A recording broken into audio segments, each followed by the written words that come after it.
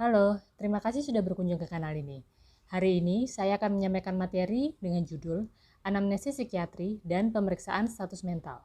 Materi ini bersifat umum dan terutama ditujukan bagi Anda yang baru saja mulai belajar tentang psikiatri.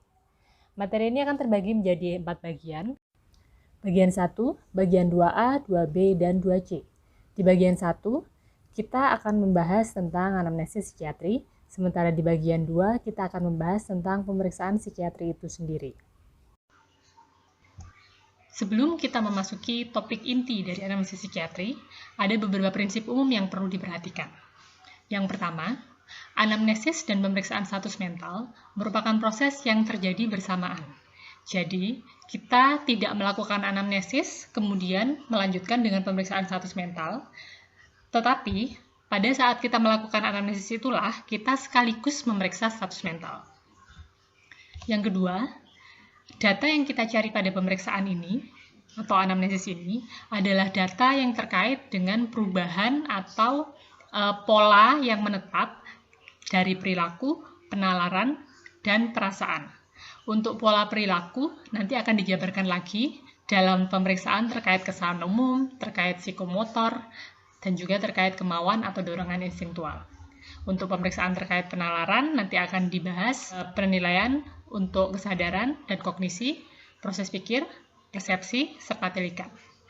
Untuk pemeriksaan terkait perasaan nanti kita akan membahas pemeriksaan untuk mood, afek, dan emosi. Prinsip yang ketiga, data-data ini saling terkait. Jadi misalnya, kalau pada kesan umum didapatkan tampilan yang sepertinya kurang bersih, ada kemungkinan dorongan instinktualnya akan menunjukkan adanya penurunan kemauan untuk merawat diri. Seperti itu. Kemudian selain datanya saling terkait, kita perlu mengingat bahwa dalam melakukan anamnesis psikiatri dan pemeriksaan status mental, itu describe first, judge later.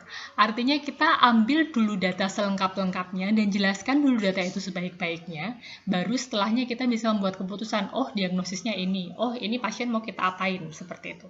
Jangan membuat keputusan atau membuat vonis yang terpotong-potong gitu, karena seperti yang disebutkan sebelumnya, data ini saling terkait, jadi kita harus melihat secara keseluruhan dulu, baru kita bisa memutuskan. Prinsip yang selanjutnya adalah safety first. Jadi selama kita melakukan pengambilan data, pastikan dulu bahwa lingkungan kita aman. Aman ditunjukkan antara lain dengan posisi pemeriksa yang lebih dekat dengan pintu dibandingkan pasien yang sedang diperiksa. Terutama pada pasien-pasien yang ada potensi untuk melakukan agresi. Kemudian keamanan yang lainnya adalah bahwa kita harus melihat pasiennya sadar atau enggak. Kalau pasiennya ada penurunan kesadaran, ya jangan dipaksa mau dianamnesis. Kalau pasiennya misalnya ada sesak, ya jangan dipaksa mau dianamnesis seperti itu, karena itu bisa membahayakan pasiennya. Kemudian, yang akan saya terangkan di sini merupakan hasil sintesis dari beberapa sumber saja. Literatur yang ada terkait anamnesis psikiatri dan pemeriksaan status mental ini sangat beragam, jadi dan deskripsinya juga mungkin akan sangat beragam. Tetapi yang mudah-mudahan bisa membantu memudahkan akan saya rangkum pada video-video ini. Ya, kita akan masuk ke anamnesis psikiatri. Data yang diambil pada anamnesis psikiatri kurang lebih sama pada anamnesis pada umumnya, tetapi ada beberapa aspek yang mungkin spesifik untuk anamnesis psikiatri. Yang pertama, kita perlu mengetahui narasumber anamnesis. Apakah dari pasiennya atau dari heteroanamnesis, kita perlu juga tentukan ini dari siapa tepatnya dan apa hubungannya dengan pasien. Karena itu nanti akan mempengaruhi seberapa valid data itu, seberapa bisa dipercaya data yang didapatkan itu. Kemudian kita juga perlu tahu apakah dari heteroanamnesis ini ada konflik kepentingan atau tidak dengan pasien. Karena kalau ada konflik kepentingan, bisa saja ada pernyataan yang tidak sebenarnya, dan itu bisa mengaburkan data dan bisa mengaburkan penilaian kita nantinya. Aspek lain yang perlu digali adalah riwayat pribadi, kepribadian, dan riwayat sosioekonomi pasien. Hal ini karena gangguan jiwa umumnya merupakan gangguan yang bersifat multietiologi dan memiliki dampak pada berbagai aspek kehidupan pasien. Karena itu kita harus menggali data sebanyak-banyaknya tentang kehidupan pasien dari awal, dari bahkan saat prenatal sampai sekarang. Sehingga kita bisa melihat faktor-faktor apa saja yang kemungkinan dapat berkontribusi pada munculnya gangguan ini, juga bagaimana konsekuensi gangguan ini terhadap fungsi pasien sekarang maupun di masa depannya nanti. Baik, dari data demografi, yang pertama perlu kita tahu tentu saja adalah nama. Nama perlu kita tahu karena itu merupakan standar keselamatan pasien untuk memastikan bahwa identitas pasien sudah benar. Yang kedua, dengan memanggil pasien sesuai namanya dan bukan sekedar bapaknya, mbaknya, masnya, bukan seperti itu, kita bisa memperkuat aliansi terapeutik yang bisa mendorong pasien untuk bisa lebih terbuka dan bisa menceritakan apa yang ia alami kepada kita. Selanjutnya, usia, jenis kelamin. Ini kita perlukan untuk membantu menentukan DD berdasarkan data epidemiologis, karena ada gangguan tertentu yang terdistribusi pada usia tertentu dan jenis kelamin tertentu. Ada juga gangguan-gangguan tertentu yang hanya bisa ditegakkan setelah usia tertentu. Sehingga usia ini perlu kita tahu, jenis kelamin perlu kita tahu. Selanjutnya, agama, status pernikahan, tingkat pendidikan, pekerjaan, dan alamat juga perlu kita tahu karena aspek-aspek ini bersamaan dengan aspek usia dan jenis kelamin akan memberikan kita gambaran yang lebih baik tentang peran sosial dan karakteristik stresor yang mungkin terjadi pada individu tersebut. Selain itu, hal ini juga nanti berkaitan dengan prognosis, di mana misalnya individu yang memiliki dukungan sosial yang lebih baik dari lingkungan keagamaannya mungkin lebih bisa mengatasi masalahnya dengan baik. Mungkin punya cara kopi yang lebih baik. Atau individu yang memiliki pernikahan yang baik, itu bisa memiliki dukungan yang lebih baik untuk kesembuhannya. Sebaliknya, individu yang pernikahannya justru menjadi stresor, itu akan mendapatkan masalah jika terus berada di pernikahan tersebut. Selanjutnya adalah keluhan utama dan riwayat penyakit sekarang. Keluhan utama adalah alasan pasien untuk datang atau dibawa ke dokter. Selain keluhan utama, tentu saja kita juga perlu mengetahui riwayat penyakit sekarang pasien. Yang perlu kita gali dari riwayat penyakit sekarang, yang pertama adalah jenis gejala yang muncul bersamaan dengan keluhan utama dan onset masing-masing gejala. Perlu diingat bahwa seringkali gangguan jiwa diawali dengan munculnya perubahan yang tidak spesifik yang tidak selalu langsung memunculkan keluhan.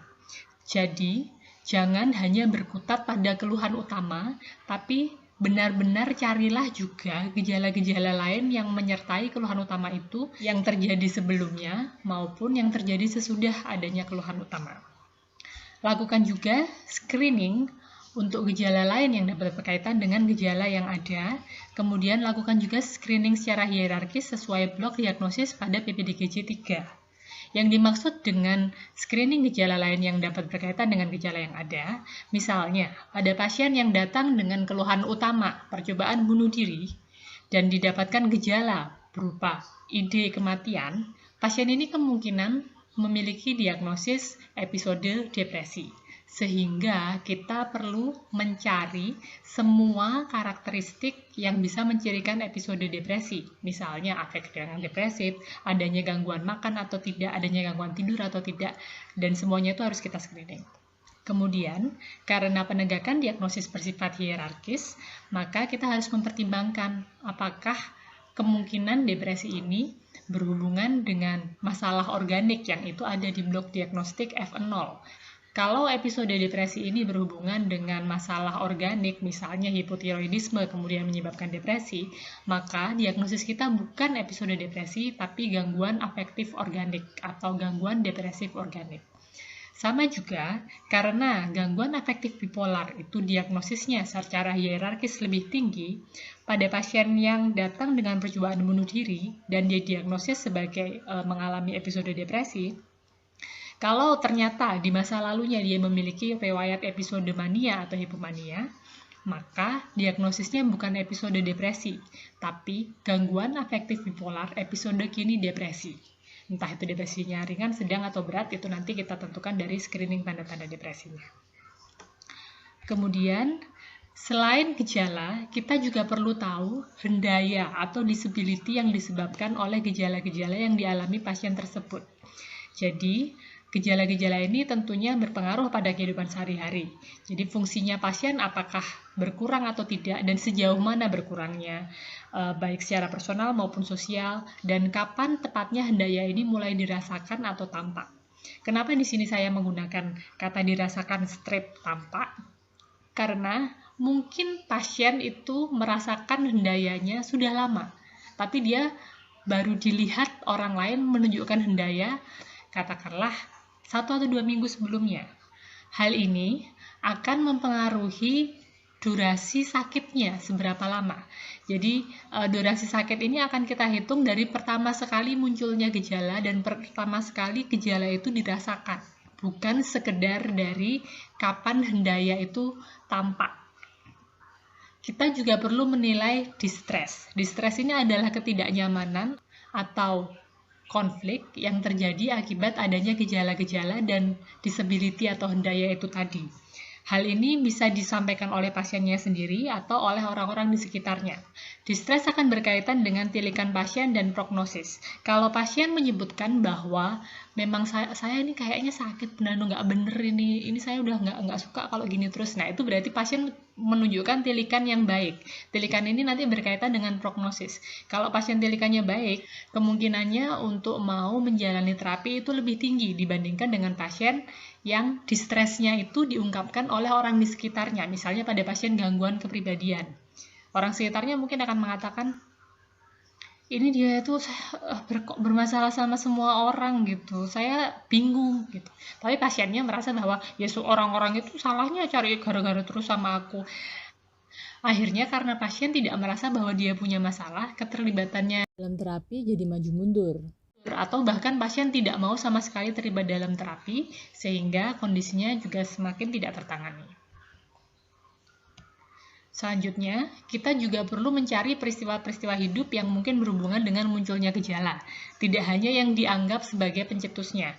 Jadi misalnya, ini marah-marah gara-gara diputus pacarnya gitu. Diputus pacarnya itu kita harus cari dulu apa yang menyebabkan putusnya. Apakah mungkin jangan-jangan ada perubahan perilaku dulu sehingga akhirnya hubungannya jadi semakin berkonflik sehingga akhirnya sampai putus. Itu yang perlu kita cari. Kita tidak serta-merta percaya bahwa oh ini karena ini dan udah kita berhenti di situ aja. Tapi kita harus cari segala kejadian hidup yang mungkin berhubungan dengan munculnya gejala itu. Selanjutnya riwayat penyakit dahulu dan keluarga. Di sini kita menilai riwayat medis maupun riwayat psikiatrinya. Ini perlu kita uraikan secara kronologis. Dan untuk riwayat psikiatri, ini tidak selalu adanya gangguan psikiatri atau tidak pada pasien maupun pada keluarga, tapi bisa juga terkait dengan kepribadian pasien itu sendiri bagaimana, atau kepribadian keluarganya yang membesarkan dia, yang hidup bersama dia itu seperti apa orang-orangnya. Juga pengalaman-pengalaman hidup yang mungkin traumatis atau justru mungkin dianggap pasien sebagai pengalaman yang sangat menyenangkan yang ingin dia ulang lagi.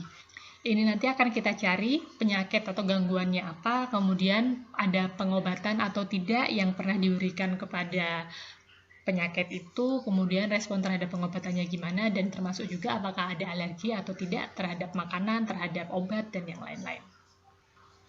Selanjutnya adalah riwayat pribadi. Riwayat pribadi ini perlu kita tahu karena stresor tertentu pada tahapan perkembangan tertentu bisa menghasilkan efek yang berbeda-beda pada seorang individu. Karena itu kita perlu tahu bagaimana kelahiran dan perkembangan awalnya, kemudian keadaan dalam keluarganya selama dia dibesarkan, kemudian riwayat sekolahnya, termasuk di dalamnya prestasinya di sekolah bagaimana, ada riwayat bullying atau tidak mungkin, atau justru dia termasuk orang yang diistimewakan saat di sekolah, kemudian ada keterlambatan belajar atau tidak, ada riwayat pindah-pindah sekolah atau tidak, ada riwayat kenakalan selama di sekolah atau tidak. Kemudian riwayat pekerjaan, ini termasuk pindah-pindah pekerjaan atau tidak, kemudian apakah pekerjaannya sesuai minat atau tidak, puas dengan pekerjaannya atau tidak, ini perlu kita cari. Lalu riwayat seksual, reproduktif, kohabitasi, kita perlu menelusuri apakah pasien aktif secara seksual atau mungkin memiliki fantasi-fantasi seksual, orientasi seksualnya, kemudian kapan dia pertama kali mimpi basah atau pertama kali menarche. dan bagaimana proses-proses terkait seksual yang dialami pasien saat ini. Misalnya apakah menstruasinya teratur atau tidak, apakah pasien mungkin memiliki kebiasaan untuk masturbasi misalnya sebagai pereda stres, karena hal-hal itu bisa menjadi bagian dari intervensi perilaku kita, atau kadang-kadang gangguan menstruasi juga merupakan dampak dari penggunaan obat golongan antipsikotik tertentu, sehingga perlu kita tanyakan. Yang selanjutnya adalah riwayat pemakaian nafsa. Nafsa di sini tidak selalu identik dengan narkoba, tapi juga zat-zat adiktif, misalnya kopi, teh, rokok, itu juga perlu kita ketahui dilanjut penggunaannya pada pasien ini gimana. Selanjutnya kepribadian. Kepribadian ini kita perlukan untuk menegakkan diagnosis aksis 2. Data kepribadian sebaiknya dicari dari pasien dan dari orang-orang di sekitarnya. Kepribadian itu bisa menunjukkan ciri-ciri tertentu, tapi tidak menyebabkan masalah, yang itu nanti disebut sebagai ciri kepribadian. Saat ciri-ciri kepribadian itu menyebabkan masalah, yang umumnya bersifat relasional, maka pasien itu, jika nantinya memenuhi kriteria diagnosis, dapat didiagnosis sebagai gangguan kepribadian.